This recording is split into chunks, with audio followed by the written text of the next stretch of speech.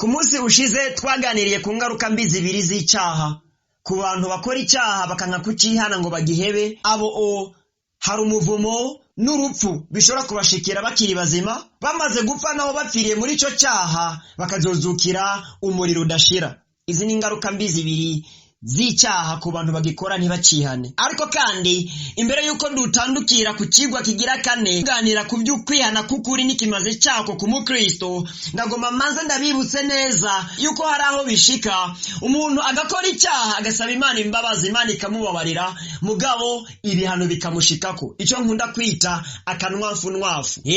Imana n'umuvyeyi wacu asumba ba data na ba mama bo mu buryo bw'umubiri, yo iradukunda kandi iranatubabaye. Hari aho rero ivuga ati imbabazi naziguhaye, mugabo reka ndakwereke neza yuko icyo wakoze kitari gikwiriye. Akarorero nca ntanga ni kuri Dawudi ngo agomwa muka Uriya kugira ngo amushikire. Biba byiza yuko Uriya amushira imbere mu ntambara bari barimwo, hama arapfa. Nukuvuga yica Uriya kugira ngo ashikire umugore wiwe. Ngabo bararyamanye, nguwo muka Uriya asamye inda, avyaye umwana. Imana iramubwira ngo umviriza, nta kintu na kimwe nabonye kigukwiriye ntaguhaye, n'ikindi wari ubona ukeneye ntaguhaye, wokinsabye sinari kukikwima. None rero kuko zivyo nanje ngiye kukwereka, nzohigura nawe. Dawidi yarafise umutima uca bugufi, ntiyakomanaza umutima nka Adamu ngo atange izindi nsobanuro. Aravuga ati Mana ndatsinzwe, nukuri numbabarire, nagucumuye ko nakoze ibidahwanye n'ibitabereye mu nyonga zawe. Imana iti humura mushumba wanje, ndakubabariye ariko sinzi kuri ijambo mubyumva neza, ndakubabariye ariko urya mwana ntazobaho, azopfa. Kandi Imana yaramwishe, mugabo Dawidi yarababariwe. Ari igihe rero bishobora gushika ku mukristo, Imana yakubabari, mugabo ingaruka mbi z'ibyaha byawe zikagushikira. Akaroro kandi ndaguhanaka, narigeze no kugatanga ubushize mvuga kuri iki kintu nyene. Waguye mu cyaha cy'ubusambanyi, muri icyo cyaha cy'ubusambanyi wanduye umugera, mugabo Imana kuko wasabye imbabazi irakubabariye, umugera ucukira, uzokwihangana ugumane n'icyo cyago cy'umugera wanduriye mu busambanyi. Kumurimana n'ibyayihimbara ikagukiza mu nyuma sawa, ariko uzokimara n'imisi. Nibizubura ngo Imana ikubabariye ngo automatique ngo umugera ucukira, kandi hari naho mbere uzona upfana, mugabo Imana yarakubabariye.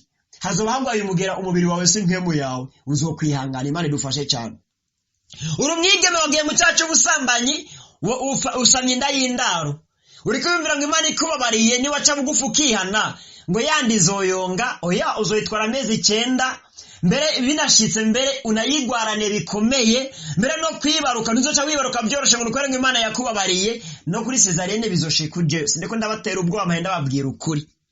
Imana idufashe cyane. Ikiro nabonye gitangire ku muco, kuko akanya kacadukunde ngo tukivuge ku munsi wejo.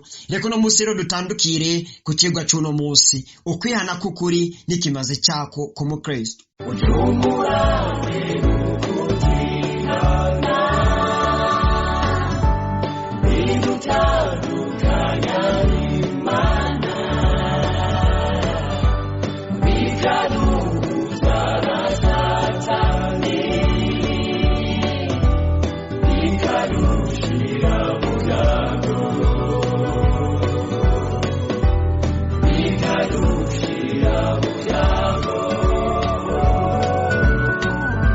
Ukwihana k'ukuri ni ukwatura n'akanwa kawe ko wacumuye, kandi ukatura ibyagutsinze, kandi ukabyatura byose uko wabiguyemwo, utongeyeko kandi udakuyeko na gatoya, kandi ugafata umwanzuro wo kugirane wo kuvavanura nabyo ukabireka. Ukwihana kutari ukwimirenzako, kandi kutari ukuburyarya, uko niko kwihana k'ukuri. Imana idufashe cyane. Hanyuma rero bikaba byiza kurusha iyo ibyo byose ubifashijwemwo n'umukozi w'Imana kugira ngo aguhanure, akuremeshe, hanyuma agusengere.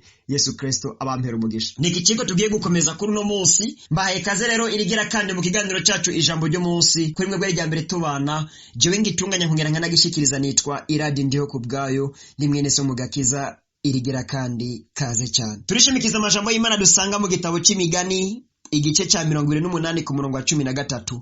Haravuga ngo uwupfukapfuka ibigabitanyo byiwe ntazoronka umugisha, ariko uvyihana akabireka azogirirwa ikigongwe. Dusenga Imana. Mana ugira neza, data uja rukundo, ndagomba ngo uno munsi wongere wiyerekanire igira kandi ugaragaza inkomezi zawe mbere gusumba ko twabibonye mu myaka yose ishize.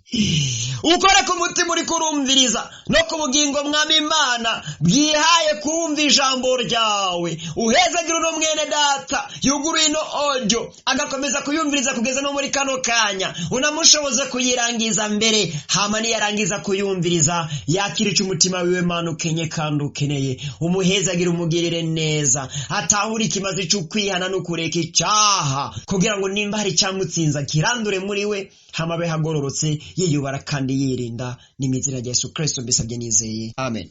Uwanditse igitabo cy'imigani yari Salomo umunyabwenge. Rino jambo duhejeje gusoma ririmwo ubwenge buhanitse kandi bukomeye. Avuga ngo iki? Upfukafuka ibigabitanyo byiwe ntazoronka umugisha, ariko uvyihana kabireka azogirirwa ikigongwe. Turimanyaguremwo imikigera kuri 2. Upfukafuka ibigabitanyo byiwe ntazoronka umugisha. No kuvuga gute?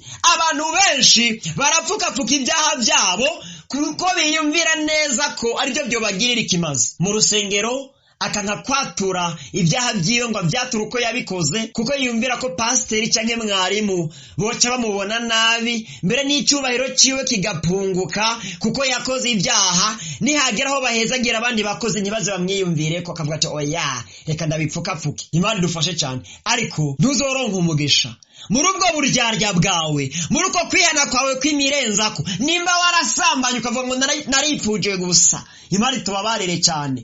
Kwihana kw'imirenzako cyangwa gupfukafuka ukuntu kwihana k'uburyarya, umuntu wese yihana imirenzako cyangwa apfukafuka ibyaha byiwe ntazoronka umugisha. Tumanuke ngo ariko ubyihana kabireka azogirirwa ikigongwe. Imana idufashe cyane.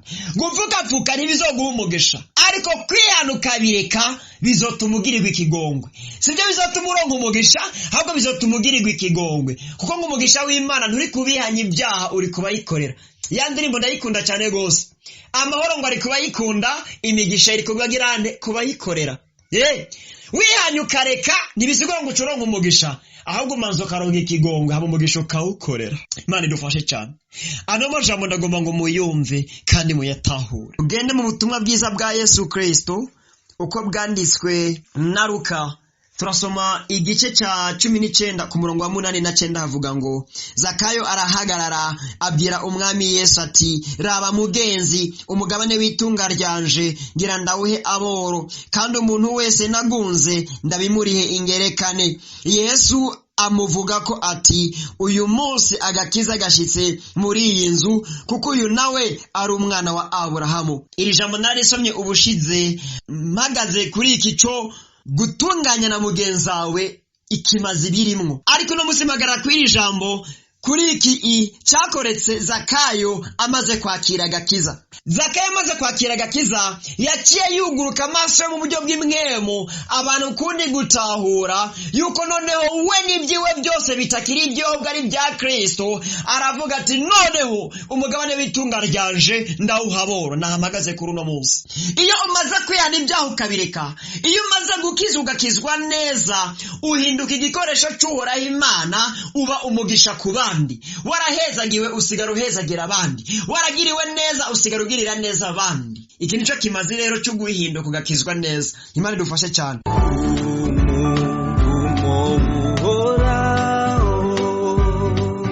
Uri munzu y'abanyabyaha, ariko agirira neza abicisha bugufi bakamusenga. Dukomereze muri Yohana 15:8 naho tuharangirize. Havuga gute? Nimwaguma muri jewe, amajambo yanje akaguma muri mwebwe, musabe ico mugomba cyose kizobabera kuno. Muri ivyo data arashimagizwa nimwama cyane kandi mukaba bigishwa abantu. Iyo umuntu yihanye ibyaha kabireka, nta kindi kimazi aba akimaze atari gukorera Imana yamuremye kandi noneho yanamucunguye. Nkuko nkunda kubivuga muri ministeri jambo ry'umunsi, dufise moto cyangwa ikivugo kivuga ngo twakirijwe gukiza abantu. Nta kindi iyo wihanye ibyaha ukabireka uhinduka igikoresho cy'ikimazi gikomeye cyane rwose kuhoraho Imana iragukoresha mu guhezagira abandi, Imana iragukoresha mu kuzana abandi mu gakiza, Imana iragukoresha usigara uri umurobyi w'abantu, wahora uroba imboga nka Petero usigara uroba abantu, abanyabyaha ukabazana mu gakiza. Iki ni cyo Imana igukoresha. Rero Yesu arabivuga neza muri Yohana 15 ku murongo wa 7 ngo mugume muri jewe amajambo yanje agume muri mwebwe kugira ngo icyo mugomba cyose muze mugisabe kandi kibabere kuno, kandi ngo muri ibyo data arashimagizwa ni mwama cyane. Umukristo yanye ibyaha akabireka akora ibikorwa by'Imana yuzuye mpwemu yera, kandi ibikorwa byose akora arongoye na mpwemu yera biraza bikagirira ikimazu ubwami bw'Imana. Niko kwama k'umukristo. Abantu uzana mu gakiza nibyo vyama wamye, abantu ugumiza kandi mu gakiza nibyo vyama wamye, abantu kandi ugarukana mu gakiza nibyo vyama wamye. Mvuze imico igera kuri 3. Ukwama k'umukristo kuri mu mico 3. Either abataramenya agakiza ubabwira ubutumwa bwiza bagakizwa, ico ni cyamwa wamye, uwo n'umucyo wa mbere w'ukwama. Canke abavuye mu gakiza ukabahanura kandi ukababwira ubutumwa bwiza bakagaruka mu gakiza, una n'undi mucyo w'ivyamwa. Canke abari mu gakiza ukababwira ubutumwa bwiza bwo kubakomeza kugira ngo bataneshwa n'umugwanizi ngo bave mu gakiza, ubu nabwo n'ubundi bwoko bw'ivyamwa. Ndagomba rero ngo umwe wese arushizeho gutahura ikimazi cyo kwihana ibyaha no kubireka, hama ukaguma mu gakiza ushikamye udatsinzwe n'ubugunge bw'umugwanizi. Bigirira ikimazi kinini cyane gose ubwami bw'Imana. Kandi nawe iminsi yose uzomara witandukanije n'icyaha, iminsi yose uzomara uri mu gakiza no mu kugororoka, uhoraho Imana araguhezagira akaguha umugisha. Gusubira mu Byagezwe 28 guhera ku murongo wa 1 kuza kuri 14, ya migisha yose uzoba uyihezagiwe. Imana idufashe cyane. Ndagomba rero ngube uwihanye kandi akareka icyaha, hama ushikame mu gakiza, uramiriza inzira y'umusaraba, wihanganira amagorwa n'amarushwa, ushishikare gukora ibikorwa by'Imana nk'uko wabihamagariwe, atagasembwa atamarabaga kugeza ku iherezo. Ukiri muzima uzoronka inshomboshanyo z'ivyaretswe, umaze gupfa naho ugapfira mu mwami, ubugingo budashira n'ibitsibo birakurindiriye. Yesu Kristo akumpera umugisha. Ku munsi wa 5 wari umunsi ukurikira tuzoganira ku kungene kwamira mu byaha ari akaga gakomeye cyane ku mukristo. Naho utaha muzigamwe cyane. Nuko nshuti ya Kristo, iri ni jambo ry'Imana nari mfise nsangira nawe kuri uno munsi, kandi koko ukwizera kwanje nuko ryagufashije kandi ryaguhezagiye. None rero ntugigumize ko, ariko rirungikire n'abandi abo ufise nimero zabo za WhatsApp cyangwa mu yandi magroupe yose ya WhatsApp urimo kwerageza buno butumwa bwiza kugira ngo n'abandi bahezagirwe. Hama akaba ari rya mbere wumva buno butumwa bwiza ukifuza ko buzokoma bugushikira inbox iminsi yose yo tubutanze, canke nimba utari bwakira gakiza ariko ukifuza kwakira Kristo Yesu nk'umwami n'umucunguzi wawe ugakizwe, canke nimba ari warakiriye agakiza ariko ugasubira inyuma mu byaha ukifuza imfashanyo y'amasengesho, eka mbere n'undi mutwaro canke ikindi kibazo ufise wifuza ko twagufasha gusenga, nyandikira ku nimero zanje za WhatsApp guteranya 265 99 488 tuzobigufashamwo, kandi Yesu Kristo azokugirira neza. Hama dushishikara gushimira cyane gose mwese mutubwira ko ubutumwa bwiza dutanga mu kiganiro ijambo ry'umunsi buriko burabateza intambuko, uko buca nuko bwira mukarushizaho gukomera no gukura mu buryo bw'imwemu. Eka mbere turanashimira cyane gose mwebwe mudufasha gusenga kugira ngo umurimo w'Imana ukomeze gutera imbere, eka mbere na mwebwe munadushigikira mu buryo, kuko hari ibikorwa byinshi dukora kandi hari n'ibikoresho biba bikenewe bisaba amafaranga, bisaba uburyo. Mwese mudushigikira haba mu masengesho, eka mbere no mu buryo, uhoraho Imana arushizeho kubongera intege n'inkomezi kandi abahezagire cyane. Ibikorwa byose muri ko murakora muze mu byambare nk'igitsibo kuri wa munsi. Naho ubutaha muzigamwe cyane.